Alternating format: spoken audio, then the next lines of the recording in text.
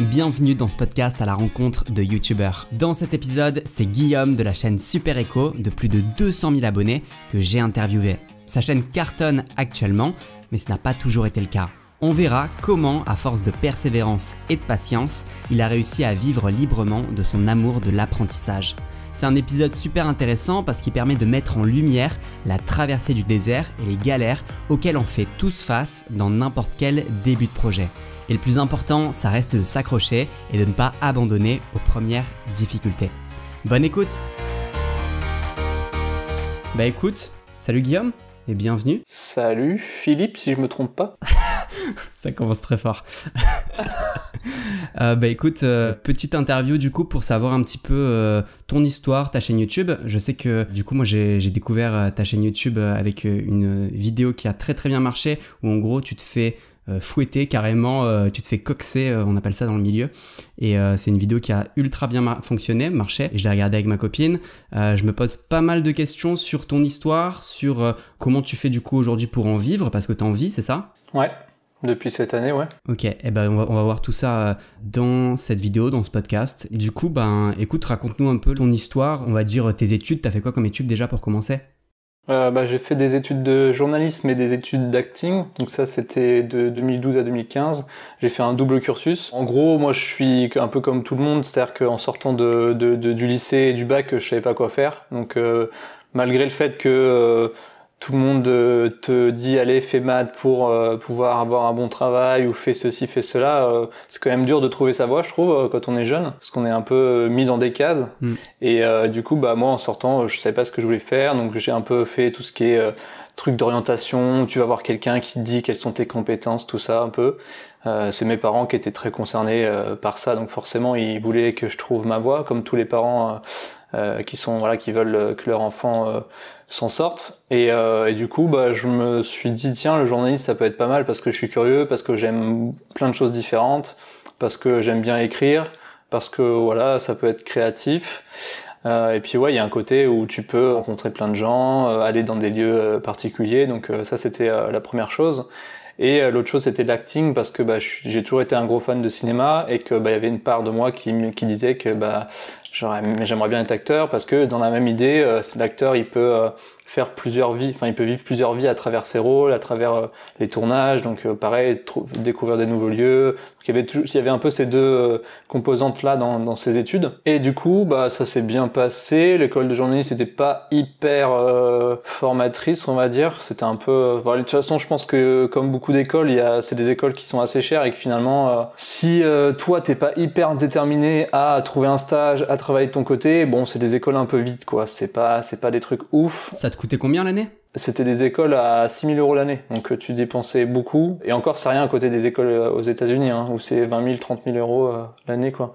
Donc c'est déjà énorme, 6 000. Donc tes parents se saignent pour faire ça, mais l'école c'est pas forcément ouf. Donc il y avait un peu un côté quand même décevant. Au final, j'ai fait plusieurs stages et le dernier stage était au Figaro, donc c'était une grosse rédaction. C'était un truc sérieux. Et au bout de 3 mois, je me suis dit en fait, je vais pas faire journaliste parce que notamment dans ce genre de rédaction, t'es pas libre en fait. C'est pas un travail créatif finalement. C'est un travail assez par exemple, tu regardes les news du matin, souvent AFP, etc. Les trucs un peu aux États-Unis, parce que c'est un peu là que tout se fait, et tu vas essayer de sortir de ça des informations, écrire un article, tu vois. Donc moi j'étais dans les nouvelles technologies, donc j'étais beaucoup sur Facebook, Google, des nouvelles, des créations, des robots, etc. Donc c'était cool, mais je me suis vite dit en fait c'est pas du tout ça que j'imagine. Après tu peux devenir journaliste, créer ton magazine, faire ce que tu veux, mais c'est encore un autre truc, c'est plus de l'entrepreneuriat et donc donc je me suis dit c'est pas forcément ça qui me plaît, et en plus il y a un côté t'es quand même tout le temps dans un bureau et t'as une hiérarchie, et moi j'ai jamais trop aimé la hiérarchie, donc c'est vrai que ça matchait pas. Donc ça j'ai pas continué, du coup après le stage je me suis dit je ferais pas ça. Et acting, c'était pareil, c'est des écoles chères, donc c'était les cours Florent. T'as la première année qui est très formatrice, et puis les deuxième et troisième c'est un peu moins formatrice en fonction en fait des profs. C'est toujours un peu dans toutes les écoles, c'est un peu ça, si t'es un bon prof tu vas progresser, et sinon tu vas un peu pas beaucoup avancer. Donc moi j'ai pas mal avancé en première année, et puis deuxième et troisième c'était un peu plus lent on va dire comme progression. Et à la fin, une fois que t'es sorti, ça veut pas dire que t'es acteur et que t'as du travail. Donc c'est un peu le même constat, c'est que en sortant de ça, je me disais maintenant qu'est-ce que je fais? Est-ce que je vais attendre? Est-ce que je vais faire des castings? Et j'aimais pas du tout les castings et j'aimais pas du tout le fait d'attendre, tu vois, de devoir être dans l'expectative. Donc pareil, je me suis dit ok, ça me va pas non plus, ça me correspond pas. Moi j'ai besoin de créer, j'ai besoin d'être libre et j'ai besoin de bouger tout de suite pour mes rêves. Et du coup j'ai ressorti une liste que j'avais dans un placard avec plein de trucs que je voulais faire depuis que je suis gamin, donc des trucs à apprendre, des choses à découvrir.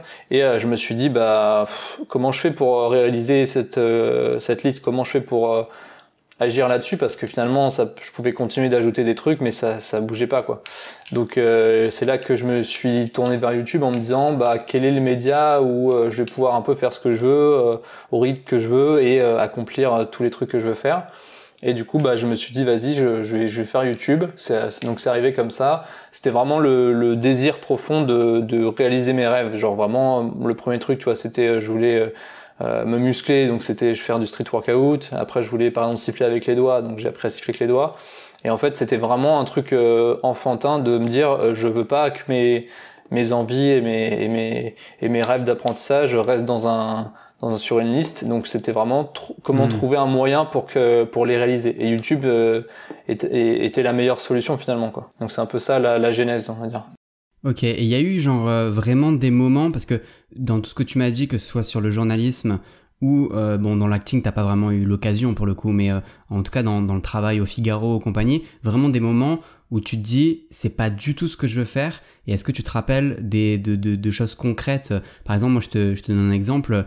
Moi, je me souviens, quand je faisais mes stages et compagnie, vraiment, il y a eu plein de moments, dont certains moments, et tu t'en parlais sur l'autorité et compagnie, tu vois, plein de moments où soit je me fais moi défoncer pour un truc ou quoi, et je me dis, ça dégoûte en vrai de te faire défoncer par, tu vois, il y a une hiérarchie et ils peuvent pas trop jouer avec un stagiaire parce que il y a pas grand chose que tu peux perdre. Mais j'ai aussi vu, tu vois, de mes propres yeux, par exemple, une femme plutôt de 30-35 ans qui se fait défoncer, et tu sais que elle a les enfants, elle a le prix immobilier, elle a besoin du travail, elle peut pas répondre des trucs. Ouais. Et il y a plein de gens en entreprise, je sais pas si tu l'as vécu aussi, qui vraiment acceptent des trucs où t'es en mode moi c'est vraiment pour ça que je voulais quitter le monde du salariat et compagnie.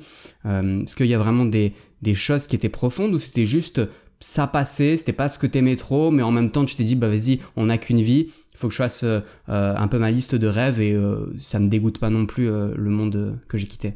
Après moi j'ai eu le bilan de fin de stage où le mec me disait ouais, sur l'aspect travail ça va, mais par contre relationnel en gros tu fais pas assez de lèche quoi. Donc j'étais pas assez tu vois toi il y avait une des chefs qui était un peu casse-couille, donc moi j'avais pas envie d'être pote avec elle. Moi j'étais pote avec tous les jeunes en fait, tous les autres stagiaires et tous les jeunes on va dire intérim ou toi qui étais dans les nouveaux, et en fait je faisais absolument pas le jeu de la hiérarchie, et en fait le mec disait ouais t'étais un peu tout seul de ton côté tout ça, et puis j'étais en mode oui mais en même temps moi je vais pas me forcer à être quelqu'un d'autre.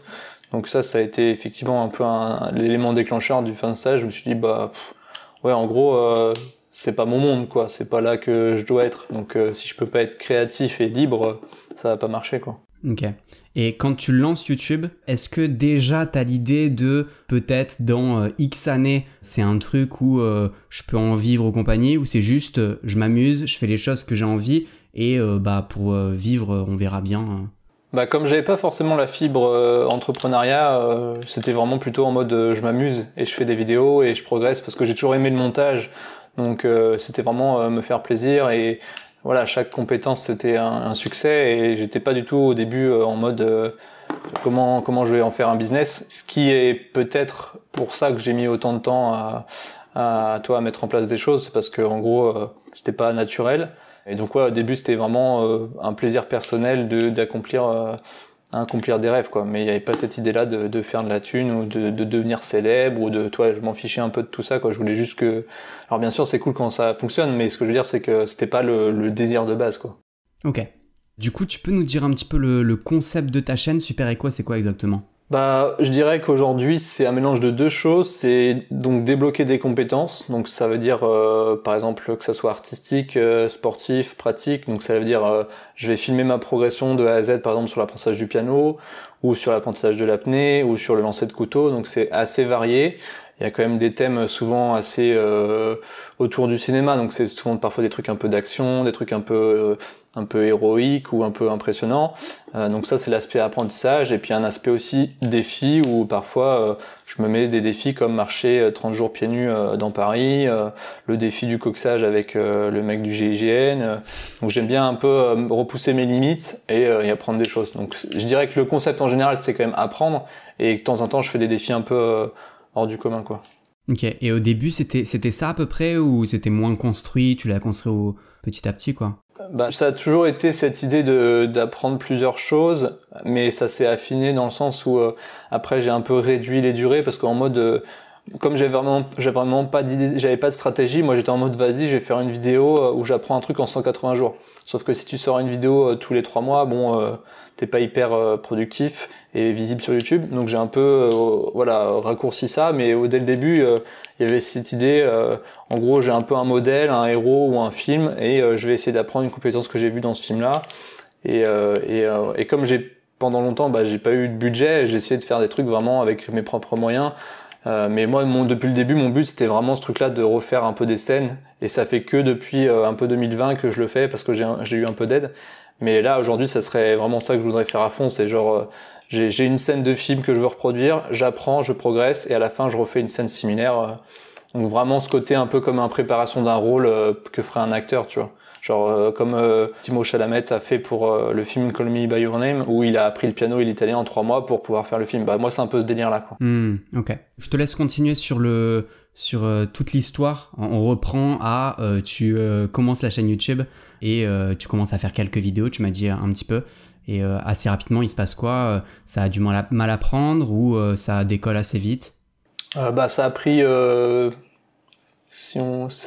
3 ans. Attends. Oui, 3 ans à peu près avant que ça marche. Donc ça veut dire que pendant 3 ans, je suis passé de 0 à 5000 abonnés. Donc ce qui est une progression très lente. Ouais. Et qui pourrait décourager. Mais en fait, comme j'étais hyper content de faire ce que je faisais, chaque vidéo c'était hyper excitant en fait de réussir à aller au bout. Tu vois, l'apnée, de réussir à tenir 4 minutes en apnée, c'était un truc de malade pour moi. Donc c'était ça a été lent. Donc de 2016 à 2019, il s'est rien passé de spécial. Genre personne m'a forcément aidé. J'ai pas eu de soutien. J'ai fait quelques collabs, mais les collabs en fait, moi ça m'a jamais apporté beaucoup d'abonnés. On pourrait croire que tu vois, faire une collab avec un gros youtubeur, c'est la clé pour réussir. Moi, je trouve pas. Sauf si, tu vois, t'as un mec qui a 10 millions et qui te dit à tous ses abonnés dans une vidéo, allez-y, et que la vidéo a fait 10 millions de vues, oui, tu vas peut-être gagner, mais moi, je faisais souvent des collabs où c'était les gens qui venaient sur ma chaîne, donc il n'y avait pas forcément l'équivalent sur la leur, et du coup, je gagnais pas forcément beaucoup avec ça. Donc j'ai fait, même avec 5000, tu vois, j'ai fait des collabs avec des gens avec 100 000 abonnés ou même plus. Ok, tu veux dire que quand tu fais la collab sur ta chaîne en mettant dans le titre de la vidéo fit et ce gros youtubeur, ça marche pas trop, et si c'était l'inverse, ça marche mieux, ça? En fait, ça marcherait mieux si c'était une double collab où vraiment je fais une vidéo, le mec le fait une vidéo en même temps, et il a beaucoup d'abonnés et il fait vraiment un truc où il dit allez vous abonner à fond, et okay. Et tu vois, moi j'ai un pote qui a été mis en avant par McFly et Carlito, et il a gagné 20 000, 30 000 abonnés, quoi. Moi j'ai jamais gagné autant par un partage d'un autre youtubeur. Donc après, en gros j'ai attendu pendant 3 ans, même si il y avait des moments un peu en mode je suis un peu déçu des fois en fait pendant 3 ans, tu vois, je partageais mes vidéos partout en fait, un peu comme tu vois, comme un spammer, donc j'allais sur les groupes Facebook, je faisais tous les trucs un peu détestables sans jamais harceler les gens, tu vois, mais juste dans tous les groupes j'allais dire regardez ma nouvelle vidéo, le truc un peu insupportable, mais bon j'étais un peu en mode tu vois, je fais un travail et personne le voit, donc ça j'ai fait ça, et ça a jamais marché, hein. Je pense que ça a aidé un petit peu, tu vois, je pense à faire des vues correctes vu mon nombre d'abonnés, mais c'était pas une stratégie forcément gagnante. Mec, moi j'ai fait ça aussi, j'avoue, aujourd'hui j'ai fait ça aussi,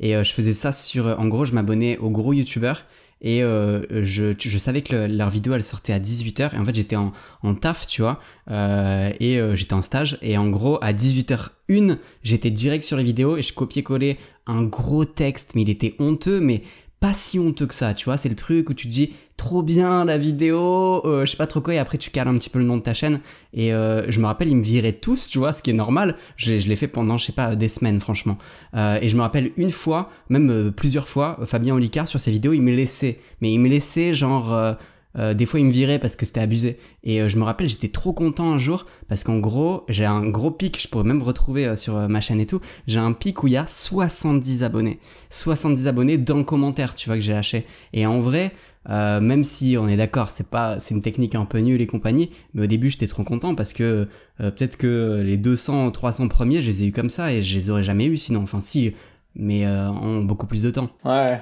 ça. Mais ça, je crois pas que je l'ai fait, ce truc-là de commenter sur les vidéos des youtubeurs. Oh, mais je suis le pire. Mais non, mais j'ai dû le faire peut-être au début. En fait, au début, j'étais un peu dans ce truc-là où je croyais. Enfin, toi, c'est le truc un peu innocent ou naïf. Quand tu débutes, tu te dis, vas-y, si j'envoie un mail ou un truc à Squeezie, il va me répondre, tu vois. Et c'est complètement aberrant, mais tu le fais en te disant, ça va marcher.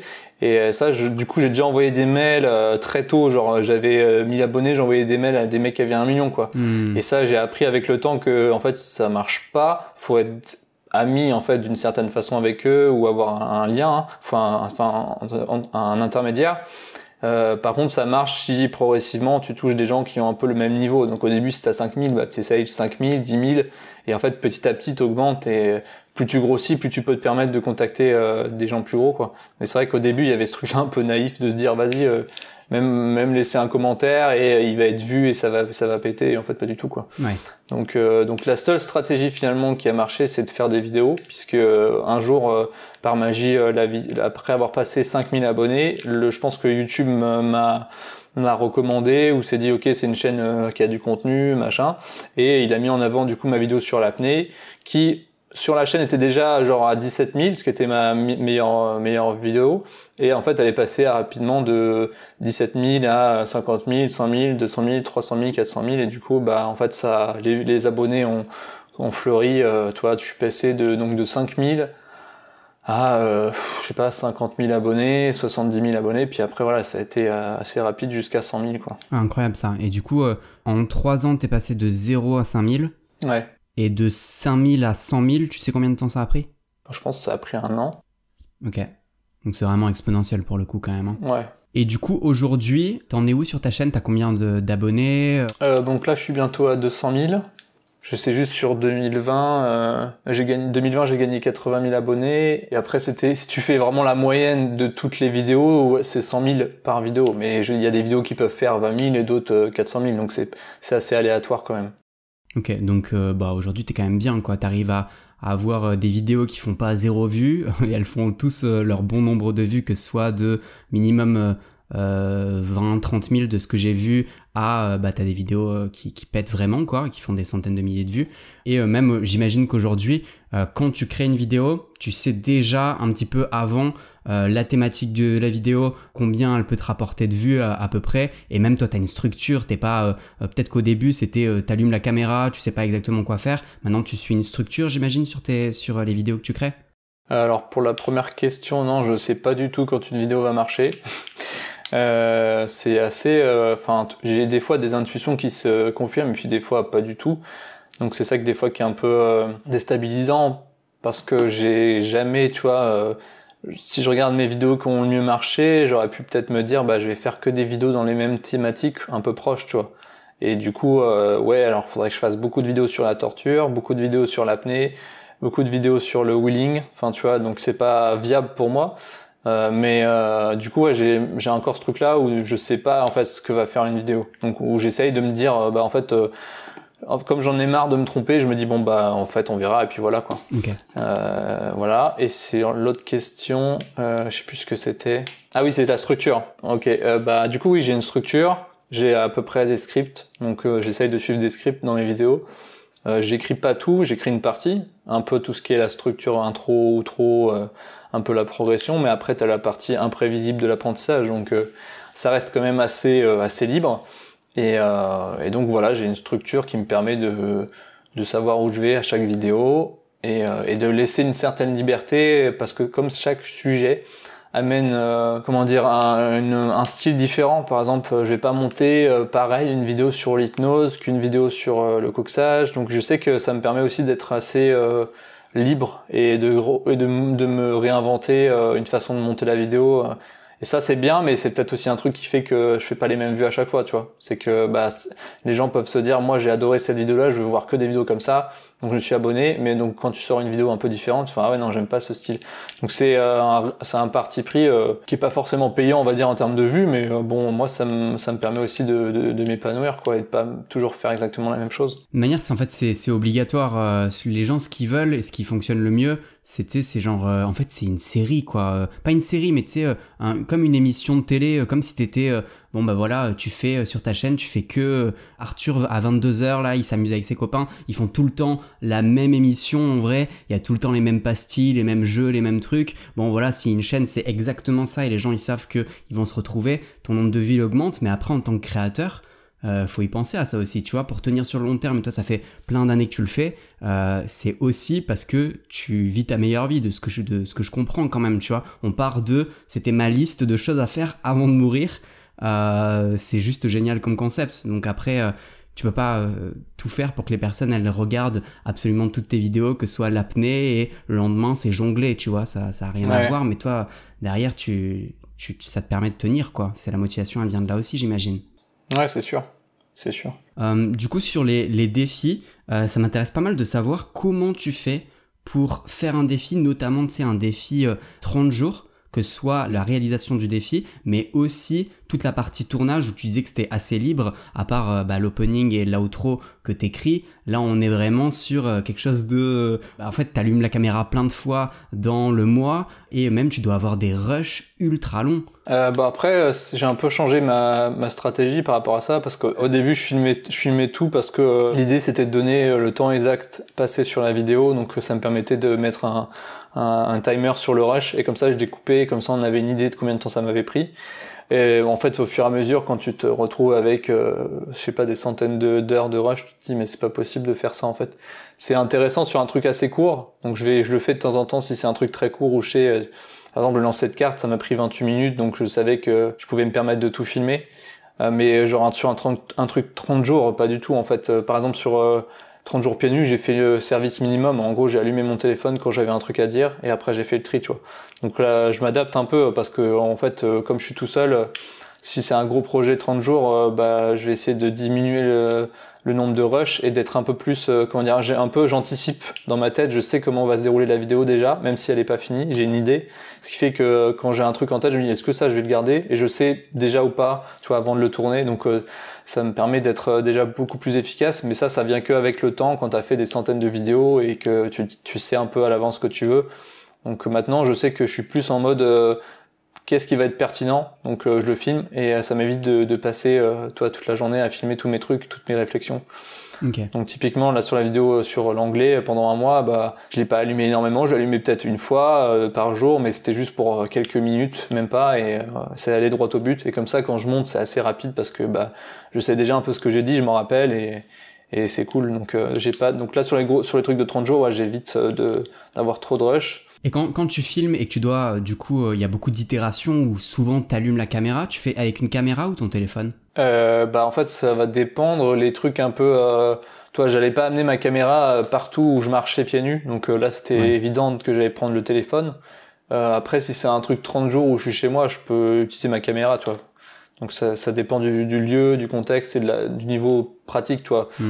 C'est vrai que au fil du temps, au début, j'apportais beaucoup ma caméra partout quand j'allais faire un défi dans la rue, tout ça, et puis au bout d'un moment, ça m'a un peu saoulé de devoir porter tout le matos. Toi, quand je faisais le wheelie ou le roller, t'as tout le temps ta caméra avec toi, tu la poses, tu dois faire gaffe à pas te la faire voler, parce que c'est en mode trépied, tu vois. Donc c'est vrai qu'avec le temps, je me concentre de filmer vraiment les trucs super importants, où je veux vraiment une qualité d'image, et quand c'est un peu juste parler ou dire voilà, il m'arrive un truc, je peux y aller au téléphone. Ouais. Puis même, moi, je trouve que à l'extérieur, dès que t'es avec une caméra ou quoi, ça fait vraiment bête de foire. Les gens regardent énormément. Moi, ça me bloque. J'ai la vérité. Ouais, c'est sûr. Avec un téléphone, les gens ont l'impression que tu te fais une story ou n'importe quoi, ou un Snapchat.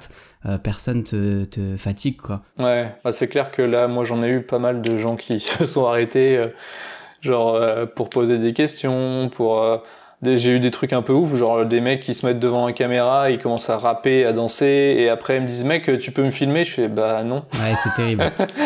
Ou des gens qui pendant genre ils passent, ils s'arrêtent au ralenti et ils regardent la caméra fixement comme si c'était un truc étrange et tu sais ils te captent pas, t'es devant la caméra et ils passent et ils regardent la caméra. Je fais salut, bonjour, ça va?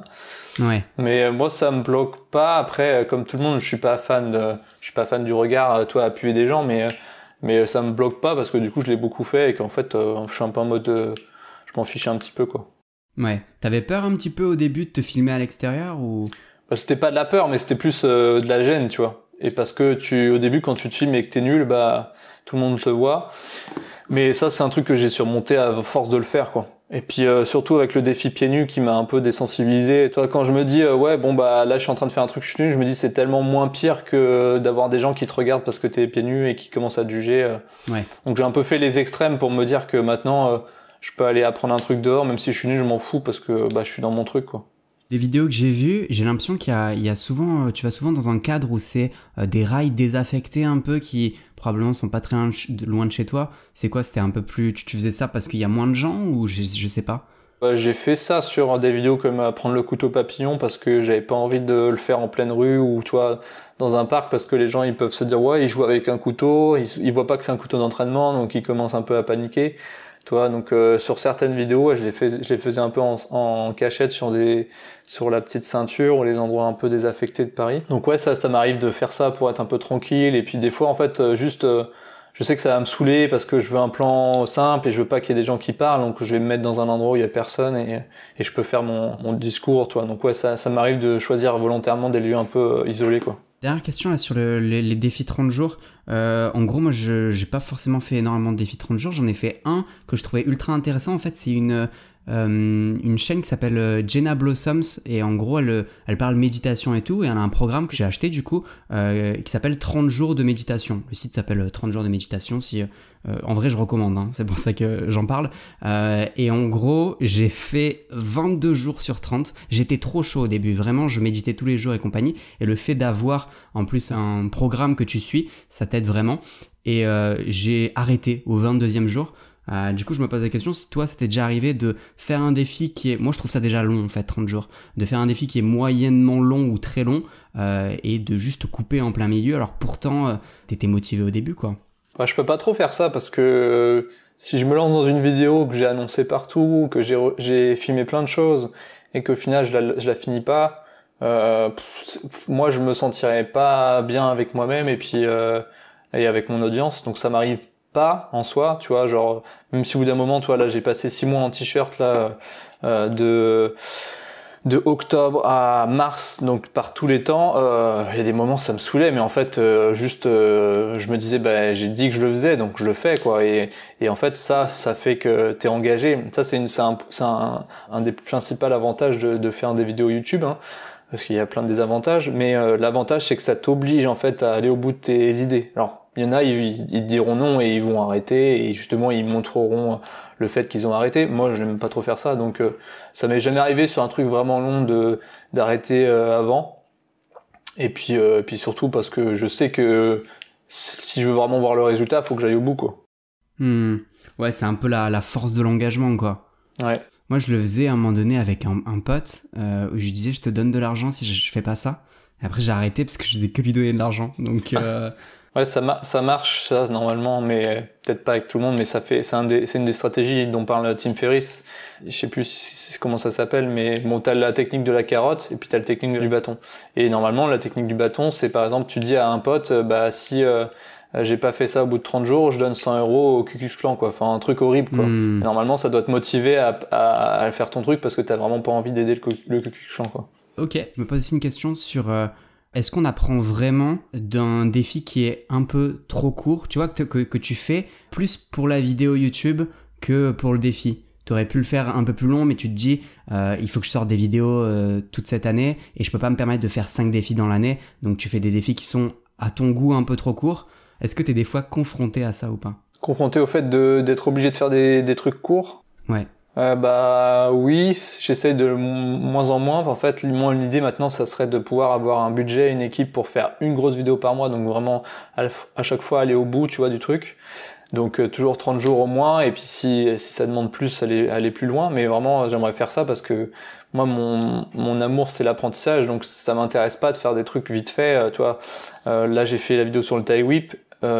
C'était avant tout une collab, c'était un truc un peu un défi, mais en soi, c'est pas le genre de vidéo que je kiffe faire, tu vois. Parce que moi, j'ai envie d'aller au bout des trucs. Après, là, c'était vraiment en mode, on a cherché une idée qui pourrait bien marcher. Bon, ça a pas marché pour le coup, mais tu vois, l'idée, c'était de trouver une idée à faire en duo et voilà. Mais c'était pas un truc que moi j'avais personnellement prévu d'apprendre, en tout cas. Mais effectivement, oui, ça m'est arrivé dans le passé d'être, tu vois, le lancer de cartes. Bon, bah, je l'ai fait pendant le confinement, le premier. Typiquement, ça me permettait de faire une vidéo rapidement parce que je cherchais pas à débloquer la compétence au niveau du maître. Moi, je voulais juste m'amuser, réussir 2-3 fois, comprendre la technique.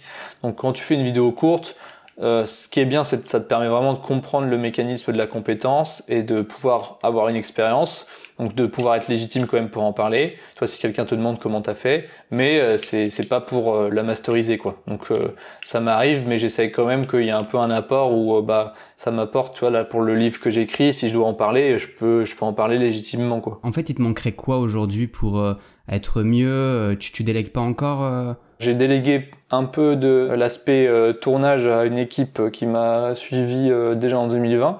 Donc en gros, moi j'aimerais déléguer le tournage, le montage. Le montage, pendant longtemps, je me disais ah non, je pourrais pas. En fait, maintenant, je me dis ça serait cool que quelqu'un de plus talentueux, plus qualifié, le fasse plus vite et des meilleures idées, et puisse même me faire un peu, tu vois, des retours, parce que comme je monte tout seul, je pense que je laisse passer des trucs qui peut-être d'un point de vue extérieur seraient un peu nuls, quoi, ou un peu bof.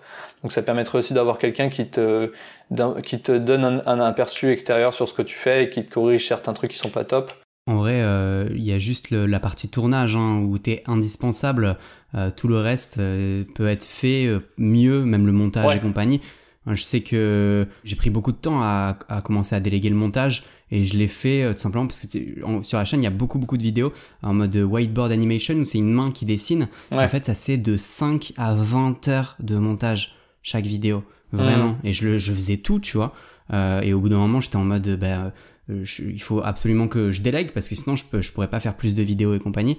Et ça m'a vraiment sauvé. Il y a vraiment quelque chose qui se débloque dans ta tête dès que tu commences à déléguer. Et notamment sur le montage, c'est la première chose à faire. Après, bien entendu, il y a une histoire de budget, c'est sûr que c'est pas 5 € le montage non plus, mais bon. Non. Je pourrais être malhonnête, tu vois, et dire à des abonnés, ah, vas-y, tu me fais le montage, je te le fais 10 € et ça serait pas très cool, tu vois. Ouais. Et toi, les réseaux sociaux, je te pose la question parce que, en vrai, moi, j'ai viré tous les réseaux sociaux. Depuis une semaine, j'ai plus rien du tout. Facebook, Instagram, je voulais le virer, mais une façon de se contacter, c'était Insta. Et dès que j'ai pu avoir ton Messenger, je l'ai vraiment supprimé. Tout simplement parce que j'ai pas l'impression que ça apporte beaucoup à mon business. Encore une fois, on n'a pas les mêmes business models et compagnie, c'est pour ça que je te pose la question.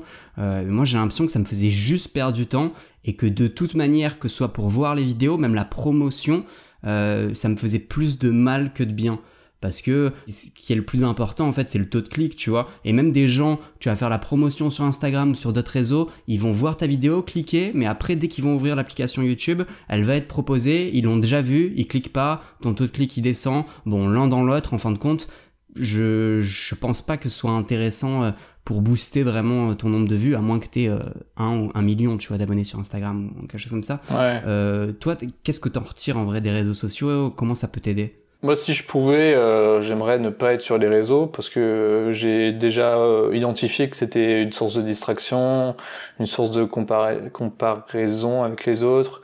Donc, à part le côté cool de parler avec certaines personnes et de contacter certains youtubeurs pour des collabs, c'est vrai que moi ça me rend pas heureux, tu vois, d'utiliser Instagram. Donc c'est vrai que si je pouvais ne pas en avoir, je le ferais. Après, sur le côté performance, moi je sais quand même que c'est mieux de répartir, tu vois. Si tu fais vraiment des bonnes stats sur tous tes réseaux, c'est bien parce que ça te permet de varier aussi les sources, tu vois. Par exemple, si je peux faire des placements de produits Insta, bah ça me fait une autre source de revenus. TikTok, je sais pas si aussi il y en a aussi des placements de produits, donc si tu fais très vite des vues parce que ça va très vite sur TikTok, bah ça te donne une autre source, donc c'est bien. Moi, je vois ça plutôt comme ça, pas tellement pour booster tes vidéos, mais plutôt pour varier tes sources de contenu et de revenus potentiels, quoi. Ok. Donc c'est important dans ce sens-là, quoi. En parlant du coup de sources de revenus, c'est quoi du coup tes sources de revenus toi aujourd'hui? Bah là, aujourd'hui, moi j'ai à la fois les revenus publicitaires basiques, tu vois, qui vont varier si je fais beaucoup de vues ou pas. Donc ça peut très bien aller de 300 à 2000 euros. En fait, si tu fais une vidéo qui fait plus d'1 million, bah ça fait faire pas mal d'argent. Mais si tu fais des vidéos à 20 000 vues, tu vas gagner 300 euros. Donc c'est tellement variable. Donc c'est pas du tout... voilà, c'est pas un truc qui t'assure un revenu. Donc voilà, là j'ai commencé à faire pas mal de placements de produits cette année en me disant bah de toute façon je pense que c'est le moins pire. Les gens et quand j'ai fait le premier, en fait ils s'en fichent, ils sont pas du tout dérangés par ça alors que je pensais que ça serait le cas. Ouais, c'était bien accueilli du coup. Ouais, et puis en fait ils sont habitués maintenant. Donc la plupart des gens, on va dire que sur YouTube ont compris que bah les youtubeurs ils ont besoin de ça pour vivre. Donc c'est pas un truc qui choque. Donc je fais ça, donc revenu publicitaire plus placement de produits, plus j'essaye de vendre des petites formations de temps en temps sur des sujets où j'ai le temps de construire un peu un guide qui permet aux gens d'apprendre aussi comme moi. Mais j'essaie de le faire de temps en temps. Tu vois, si par exemple j'ai une vidéo où j'ai pas de placement de produit, je vais essayer d'en faire un pour quand même gagner un peu d'argent. C'est pas une grosse source de revenus parce que je suis pas du tout spécialiste du marketing et des formations tout ça, mais ça peut être un peu un truc complémentaire. Donc voilà, et après le but c'est là j'ai refait une demande au CNC qui pourrait me permettre d'avoir un budget donc pour la deuxième partie de l'année là à partir de juillet. Et puis après là je vais avoir un petit peu le livre avec les avaloirs. Enfin t'as un avaloir quand t'écris un bouquin. Mm-hmm. Et puis après, si le livre vraiment marchait beaucoup, ça me ferait un peu des revenus complémentaires, quoi. Mais il faut vraiment que ça marche beaucoup pour que je puisse vraiment me dire, ah ouais, ça change tout, quoi. C'est marrant, tu vois, t'as plein de sources de revenus. Et moi, pareil, en vrai, j'ai plein de sources de revenus. Et quand j'ai commencé YouTube, je me disais, il faut juste que je monte un peu et mes revenus publicitaires AdSense, c'est bon, ils paieront tout, tu vois. Je me disais vraiment ça quand j'ai commencé. Et après, quand j'ai commencé à bien décoller, tu vois, mais je me rendais compte que je faisais que 500 euros de revenus publicitaires par mois, par exemple. Et je faisais un petit peu le calcul pour avoir, je sais pas, 2000, 2500, 3000. Je me disais, waouh, tout ce qu'il faut faire. Du coup, c'est pour ça que j'ai commencé à avoir plusieurs sources de revenus. Mais c'est vrai qu'on peut tomber dans ce piège de se dire, ouais, j'ai que ça et ça fonctionne, tu vois. Non. Moi, aujourd'hui, j'ai quelque chose de bien différent de toi, tout simplement parce que ma plus grosse source de revenus, moi, c'est l'inverse un peu de toi, c'est mes formations. C'est minimum 50% de ma source de revenus. Deuxième source, c'est l'affiliation, ça doit être 30%. Et ensuite, j'ai du coup les revenus publicitaires, ça doit être 20%. Toi, au niveau du pourcentage, c'est quel pourcentage? C'est plus les partenariats et YouTube? Bah, pour l'instant, là, c'est 80% placement de produits. Je dirais 20% revenus publicitaires et 10%... Attends, j'ai pas dit de bêtises. 110%. Et ouais, donc la dernière part, c'est les formations, quoi. Ok. Et l'idée, c'est que je trouve encore d'autres sources, quoi. Mais ouais, je suis plutôt en mode trouver toutes les sources possibles, même pourquoi pas, toi, une fois que j'ai écrit le bouquin, faire des conférences sur le sujet. Donc ouais, je vais pas me limiter et le but, ouais, c'est d'être tranquille financièrement d'ici 30 ans, quoi. Enfin, pas dans 30 ans, mais quand j'aurai 30 ans, quoi. J'aimerais bien être tranquille et plus trop me poser la question de l'argent, sachant que je trouve ça déjà un peu tard, mais bon, chacun fait ça à son niveau. Ouais, on rentre sur les dernières questions, vraiment, sur le fait de contacter les gens. Je sais que tu fais pas mal de partenariats et compagnie. Du coup, toi, tu contactes directement tout le temps sur les réseaux, c'est ça? C'est vraiment pour ça que c'est important aussi? Ouais, principalement Instagram. Parfois des gens qui connaissent des gens, donc c'est du contact un messenger téléphone, tu vois, et puis parfois mail, mais c'est plus rare, quoi. Ça m'est arrivé ça marche quand même par mail, hein, parce que j'ai Eric Flag, je l'ai eu par mail, Lou Howard pour le piano, je l'ai eu par mail, donc ça marche quand même. Donc ouais, je multiplie un peu les sources. Est-ce que ça t'est arrivé de faire j'allais dire partenariats, de faire des collaborations avec des gens que tu les as sur la chaîne, mais pas forcément parce que tu les apprécies de dingue, mais plus pour ils ont une bonne audience. Je te dis, je te pose cette question, c'est vraiment avocat du diable, hein. Je pense que tu vas dire non, mais... Tu veux que je dévoile des secrets interdits sur est-ce que ça s'est bien passé avec tout le monde qui est venu sur la chaîne, c'est ça? Exactement. En fait, il y a quand même forcément une stratégie dans le sens où je vais forcément chercher les gens qui ont une forte audience dans le domaine où je veux apprendre, mais pas que, parce que j'ai quand même découvert que le feeling c'est important, parce qu'au début tu te dis ouais, je vais tout de suite essayer de toucher le plus gros. Et en fait, comme tu te rends compte que tu peux avoir quelqu'un de très gros et en fait il est très pas intéressant, du coup ça t'apporte rien humainement, et tu peux avoir quelqu'un de très petit qui est au contraire très très cool, très aidant, tu vois. Tu te dis alors faut pas forcément que je cherche le plus gros, je peux essayer de contacter plusieurs et je vois avec qui ça fit un peu au niveau du feeling. Donc ouais, alors j'ai jamais eu de vraiment de mauvaise expérience avec quelqu'un qui est venu sur la chaîne, ça c'est sûr. Mais forcément, oui, j'ai des gens avec qui j'ai accroché, d'autres pas du tout, mais ça a jamais été négatif en tout cas. Ok, dernière question du coup, pour le futur, comment tu vois ça, vers quel, on va dire, qu'est-ce que tu penses que tu devrais pousser pour que ça fonctionne encore mieux pour toi et du coup être vraiment tranquille à 30 ans, c'est quoi exactement les choses que tu penses que tu dois pousser? C'est ce que j'ai déjà un peu dit, mais je pense que le livre va changer pas mal de choses, déjà d'un point de vue crédibilité. Quand t'écris un livre, tout de suite ça te rend plus expert, alors que c'est juste un livre, tu vois, mais je sais que ça va jouer sur mon niveau de crédibilité, et de peut-être aussi, tu vois, le fait de se faire les journalistes prennent plus attention à toi quand t'as écrit un livre que quand t'es juste youtubeur, tu vois. C'est ce que j'ai pu remarquer. Donc ça peut déjà amener pas mal de trucs sur ce point de vue-là, donc amener sur des conférences. Donc voilà, je sais que ça va être un nouveau levier. Après, moi, je sais que avoir le CNC, c'est un des trucs qui va permettre vraiment de progresser, parce que comme c'est des grosses sommes pour faire toutes les vidéos, je sais que pour l'instant, je vais pas pouvoir les sortir de ma poche. Donc, je compte beaucoup là-dessus, sur l'aide donc du CNC. Donc, ça, c'est l'autre stratégie. Et puis après, je sais que je suis en train quand même de vachement me concentrer sur des gros projets, en me disant, je vais peut-être en faire moins, mais c'est des projets qui potentiellement sont assez novateurs et ont une dimension qui peut vraiment interpeller. Donc plutôt vraiment en mode j'arrête de faire des trucs qui moi ne m'intéressent pas trop et qui vont pas, tu vois, faire beaucoup de vues.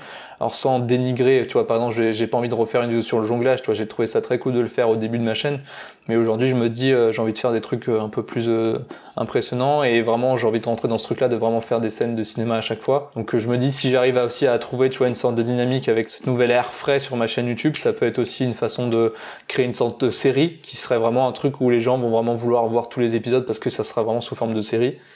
Donc ça peut jouer, je pense, sur l'ensemble. Mais donc ouais, tout va se décider dans l'année et dans l'année prochaine, et je pense que ça va bien se passer. Après, je suis pas sûr de viser, tu vois, me dire je veux 1 million d'abonnés, c'est pas forcément un but pour moi.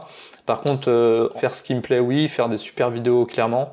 Donc, tu vois, moi, si je suis à long terme, tu vois, youtubeur à 500K, mais qui fait vraiment, enfin, qui est respecté parce qu'il fait un travail qualitatif, je préfère ça que vraiment chercher le 1 million, tu vois. C'est ma vision des trucs, en tout cas. Ok, petite question là, finale du coup. Si tu devais te donner un conseil à toi d'il y a 5 ans, du coup, t'avais 23 ans si je dis pas de bêtises, et que tu commences, maintenant que t'as vécu un petit peu toute l'aventure, qu'est-ce que tu te donnerais comme conseil pour aller plus vite, pour perdre peut-être un peu moins de temps, pour avoir moins d'échecs, même si normalement quand on fait les échecs c'est parce qu'on devait les faire pour bien comprendre que apprendre la leçon quoi. Qu'est-ce que tu ferais du coup, un petit conseil que tu pourrais te donner? Je pense que je me rassurerais surtout en me disant que en fait je suis sur la bonne lancée, que il faut juste comprendre que le processus tout processus créatif prend du temps, que ça soit acteur, chanteur, musicien, youtubeur, il y a un truc qui est hyper long, et que si je pouvais me parler, je me dirais t'inquiète pas, ça va marcher, continue, garde confiance, ça permettrait d'avoir peut-être moins de moments où t'es un peu déprimé. Donc ouais, je pense que ce serait ça le principal conseil, parce qu'après toutes les erreurs que j'ai faites, il faut que je les fasse, parce que sinon je peux pas être celui que je suis aujourd'hui. Donc je pense pas que je m'empêcherais de faire des choses, mais ce serait plutôt de se rassurer et de se dire que ça va bien se passer, et peut-être que oui, je dirais perds pas trop de temps sur sur faire des pubs sur Facebook, dans les groupes Facebook, ou voilà, d'avoir confiance en soi et d'avoir confiance en le travail, et de pas, en fait, parce que je sais que pendant cette période d'incertitude, j'avais ce truc un peu d'insécurité où tu veux absolument que tous tes amis regardent tes vidéos, il y avait un truc un peu, voilà, tu forces un peu, et c'est vrai que des fois tu te dis en fait j'aurais pu ne pas le faire et ça aurait marché quand même. Donc ouais, peut-être juste ça, tu vois, mais bon, c'est pas non plus, c'est des erreurs aussi qui m'ont permis de comprendre que c'était pas non plus très efficace. Donc ouais. Et en plus, pendant cette période de 3 ans, de 0 à 5000, j'imagine que tu te l'es déjà pas mal de fois dit, tu vois, ce truc de allez, j'y crois, je pense que ça va marcher, je pense que je suis dans le juste, je pense que je vais avoir raison. Moi j'ai toujours cru de ouf, hein. Enfin, j'ai toujours été en mode ça va forcément marcher, quoi. Et en fait c'est quand j'ai vu qu'il y avait un youtubeur anglais qui faisait ça, je me suis dit lui il l'a fait, donc moi je vais être le youtubeur français qui fait ça, quoi. Et c'est vrai que ça m'a énormément boosté, parce qu'en gros j'ai commencé et je l'avais pas encore découvert sa chaîne, et c'était Mike Boyd, et quand j'ai découvert sa chaîne j'ai fait ah ouais, en fait ça marche de ouf ce concept. Donc je me suis dit vas-y, j'y vais à fond, et bon ça a pris du temps, mais ouais, ça a marché, quoi. Moi je me souviens vraiment, il y a un petit truc qui m'a bien aidé dans toute la période de traversée du désert où c'est compliqué, c'est qu'en gros chaque fois je découvrais une nouvelle stratégie, tu vois, notamment sur la vente de formation, le marketing et compagnie. Chaque fois je me disais, par exemple au début c'était il faut faire des grosses formations extrêmement longues et ça peut bien fonctionner pour toi. Du coup je faisais ça 6 mois, ça fonctionnait moyen. Après je trouvais une autre stratégie qui disait exactement l'inverse, tu vois, il faut faire plein de petites formations, plein de petits trucs. Donc après hop, je refaisais ça, je repartais pour 10 mois, tu vois, de extrêmement gros focus et compagnie. Et c'est vraiment ce truc où tu commences à te démotiver, et il y a une nouvelle stratégie, un nouveau truc qui, c'est bête, hein, tu vois, parce qu'en vrai il y a pas de stratégie, il y a le travail, il y a la patience et le temps qui payent, tu vois. Mais ce truc où tu découvres des petites choses qui te font tenir un petit peu plus longtemps, et du coup qui te font arriver sur les 1 an, 2 ans, 3 ans qu'il faut pour que ça commence à bien fonctionner. Et souvent on dit dans n'importe quel projet entrepreneurial, et YouTube c'est ça aussi, que il faut 3 ans, tu vois. Ouais. Donc bon, c'est la triste réalité, et les gens abandonnent bien avant, ils abandonnent souvent au bout de 2-3 mois, quoi. C'est clair. Voilà, écoute, sur ces beaux mots, je finis l'interview. Vraiment, merci d'avoir participé à cette interview. Je mets tous les liens dans la description, que ce soit du podcast, et si c'est sur YouTube aussi, il y aura les liens de ta chaîne Super Eco. En tout cas, il y a tous les liens dans la description. Je te remercie encore une fois. Avec plaisir. Et voilà, à plus tard. À plus.